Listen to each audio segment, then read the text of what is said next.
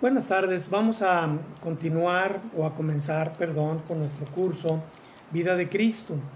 Y vamos a hacerlo de la siguiente manera. Voy a dividir el estudio del curso del primer módulo en tres partes. Voy a hacer tres videos. Estos videos se llamarán por el video 1 de la presentación, video 2, video 3 y video 4 del módulo 1.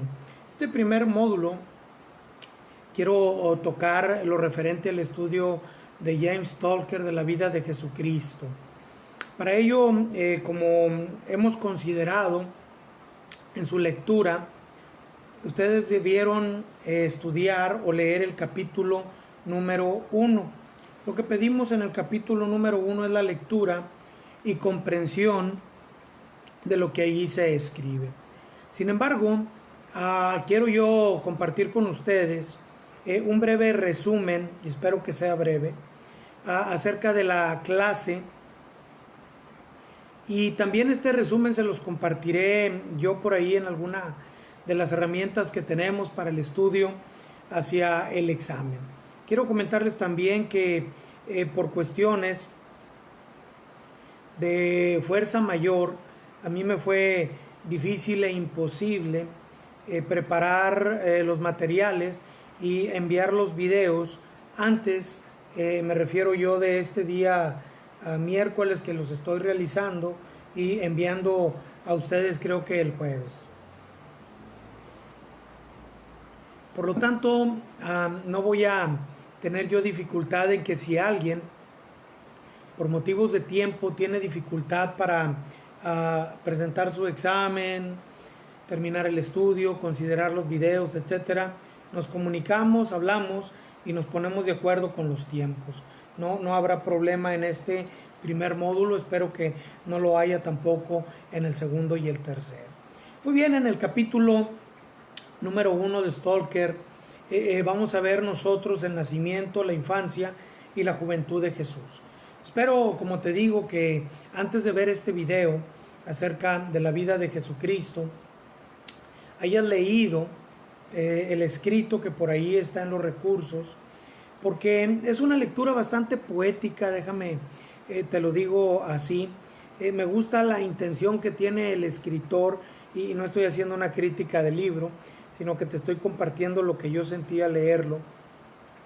Sin embargo, siempre hay sin embargos. Yo no tengo un sin embargo en la palabra de Dios, en el escrito bíblico, pero cuando alguien, cualquiera, se atreve, que es un atrevimiento bastante importante, ¿verdad?, a comentar o a notar acerca de lo que la Biblia escribe, bueno, creo que todos somos críticos.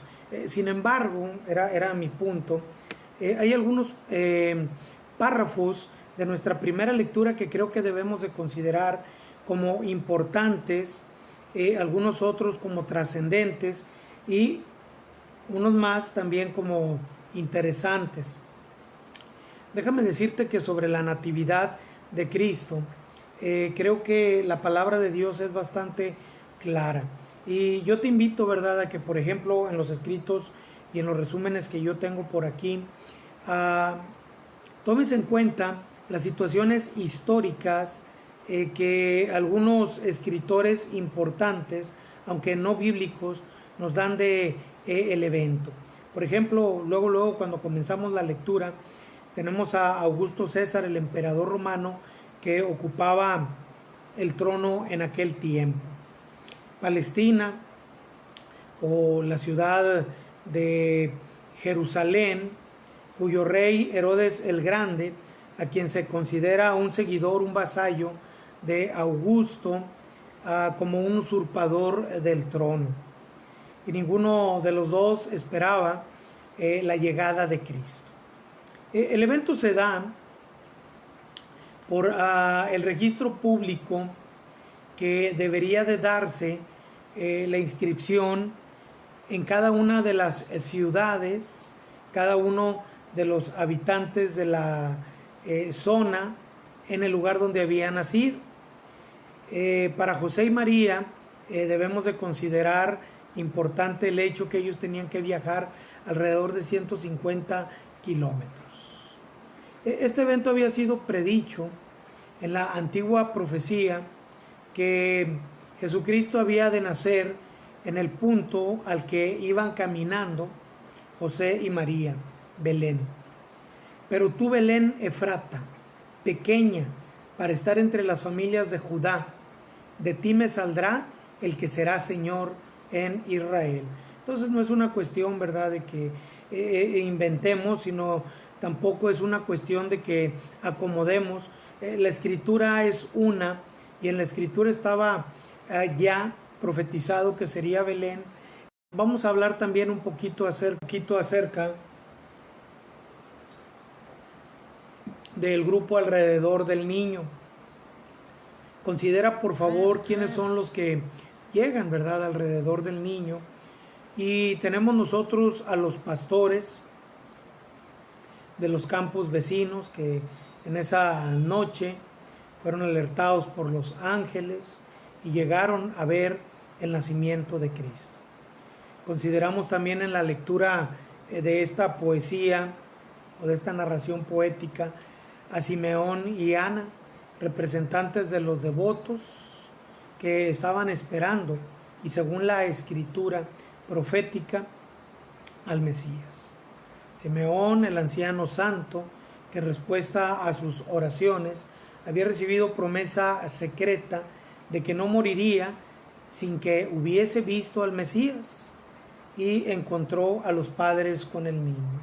Yo quisiera ver esta profecía no como el anuncio de la muerte de Simeón, sino más bien como nosotros hoy en día, ¿verdad?, que estamos predicando y que consideramos aquel asunto de Pablo cuando él dice no moriremos. Y bueno, nosotros también quisiéramos, como Simeón, recibir algún aviso secreto, ¿no?, de que Cristo viene antes de nuestra muerte.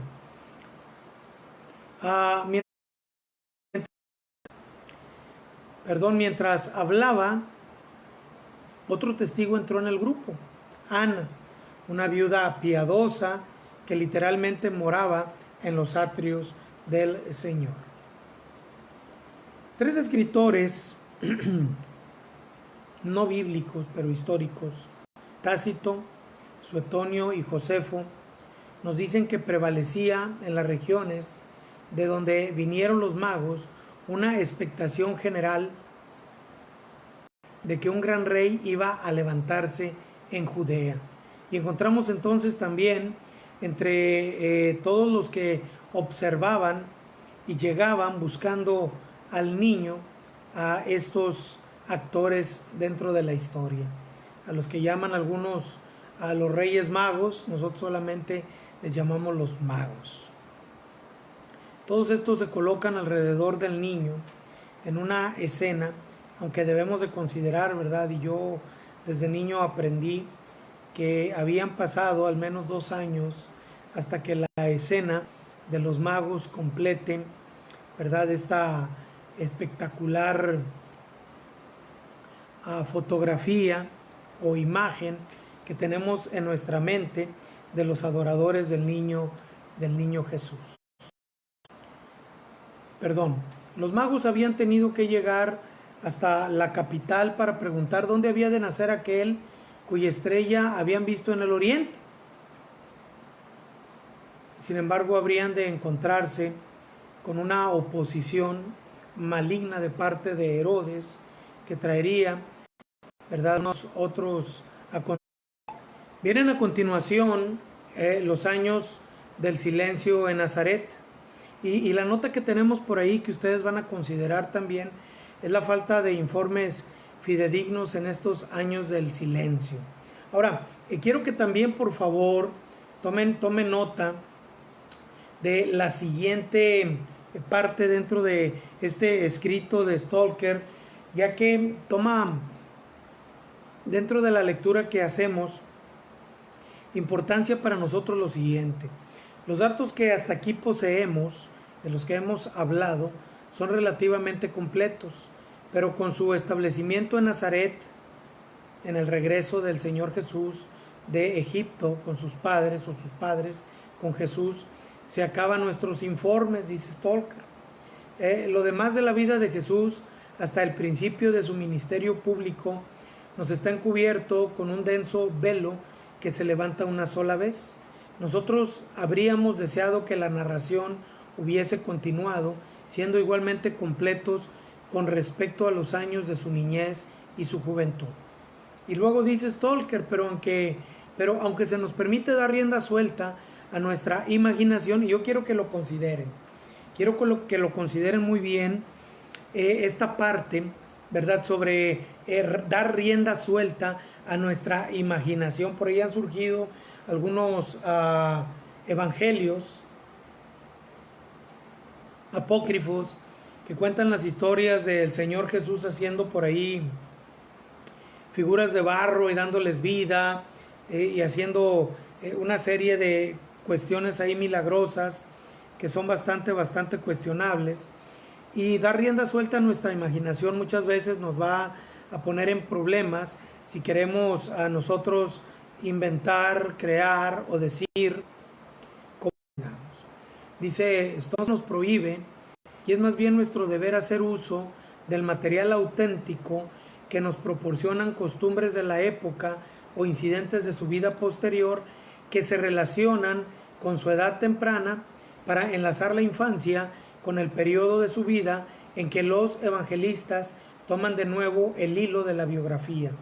Y es posible que de este modo adquiramos, a lo menos en cierto grado, una idea verdadera de lo que era el niño, o como niño y como joven, y entre cuáles influencias continuó su desarrollo durante, por ejemplo, de las costumbres bíblicas o de las costumbres en las tierras bíblicas. Bueno, son una buena base, pero tampoco podemos nosotros presuponer o dar por hecho que los días o la vida del Señor Jesucristo tienen que ajustarse completamente a la base histórica de la vida de aquellos tiempos. Es decir, ¿verdad?, pensar que el niño fue educado, creo que ahorita lo vamos a leer, ¿verdad?, en alguna sinagoga importante, o que el niño tuvo acceso a muchas otras cosas. De hecho, ahorita más adelante voy a hablar poquito también acerca de algunas ideas que me parece que tenemos que escudriñar un poquito más en nuestro corazón, en nuestra mente y también en la palabra de Dios, para sentar nuestra base sobre lo que vamos o no vamos a creer acerca del desarrollo de la vida de Cristo en su infancia y en su juventud. Su hogar. Dice su madre, y luego viene aquí una palabra interesante, probablemente ejerció la más decisiva de todas las influencias exteriores sobre el desarrollo de Jesús. Esto es probable, solamente probable.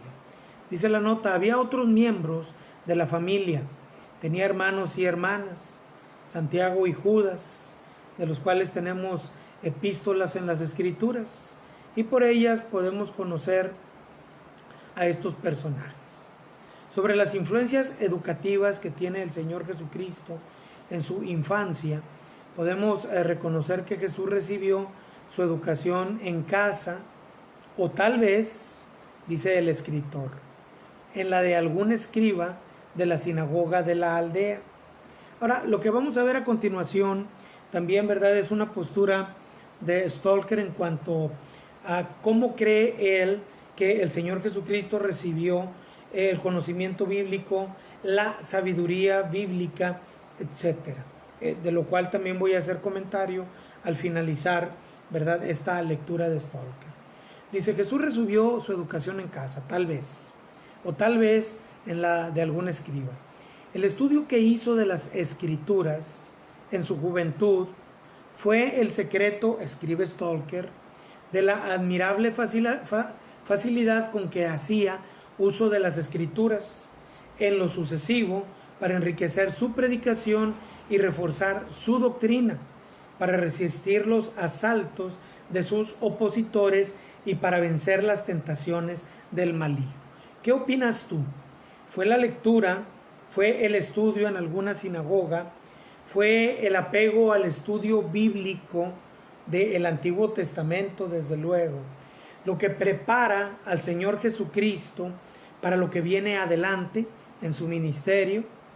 Fue el estudio bíblico lo que llevó al Señor Jesucristo a hacer preguntas y escuchar a los escribas a la edad de 12 años y luego contestarles a ellos o responderles a ellos.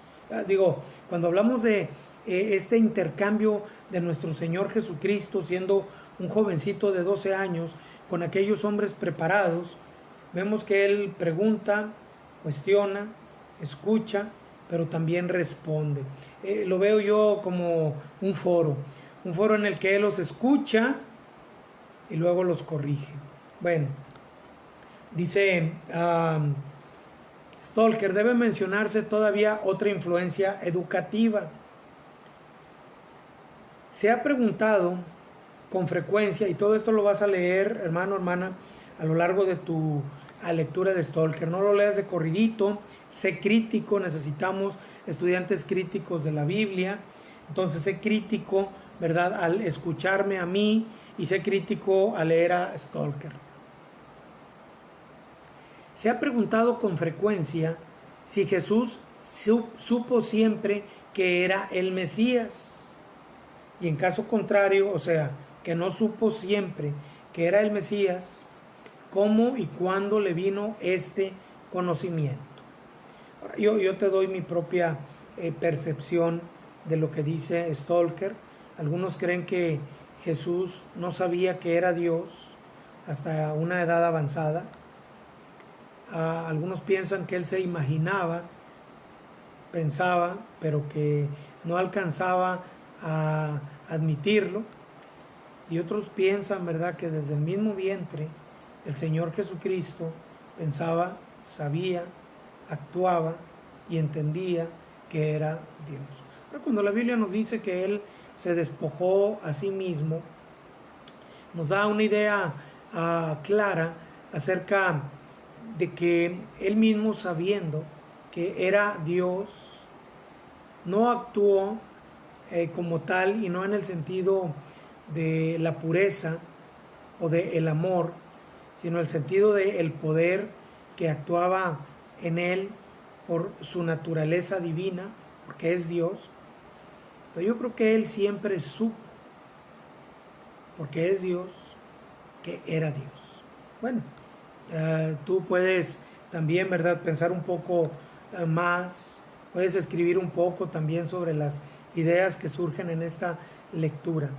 Dice nuestra lectura: si le fue sugerido al oír a su madre referir la historia de su nacimiento, si le fue anunciado por inspiración interior, ¿vino este conocimiento de una sola vez o fue su... La siguiente pregunta: ¿cuándo fue que tomó forma en su alma el plan de su carrera? ¿Qué llevó a cabo tan resueltamente desde el principio de su ministerio? Estamos hablando de la etapa de los 12 más 18 años, 30 años. ¿Fue el lento resultado de años de reflexión o le vino instantáneamente? O sea, de repente supo, ¿verdad?, a los 29 años y medio, que iba a actuar, que iba a morir, que iba a resucitar. Estas preguntas han ocupado la atención de los más eminentes cristianos y he recibido muy diferentes contestaciones, dice Stalker, y creo que da pie a corrección sobre cualquier intento de pensamiento o crítica en su contra. Dice: y no me atreveré a resolverlas, mucho menos teniendo delante la respuesta que dio a su madre. Me permito pensar en que haya habido un tiempo en que no supiera cuál iba a ser su misión en este mundo. Entonces, vamos a estudiar esta parte. Voy, como les digo, a enviar más tardar el día de mañana, que estoy hablando yo de que hoy es miércoles, el día de mañana, jueves, enviaré este resumen de las partes que yo tomo como más importantes, ¿sí? Pero les recuerdo, y otra vez, ¿verdad?, voy a su más amplio criterio, lean, creo que son 8 páginas de Stalker para poder tener una comprensión más amplia de estos puntos importantes que voy a mandar a ustedes. Muy bien, Dios les bendiga. Voy a subir otro video también acerca del orden de los eventos que vamos a tener por ahí de Smith en la Biblia cronológica.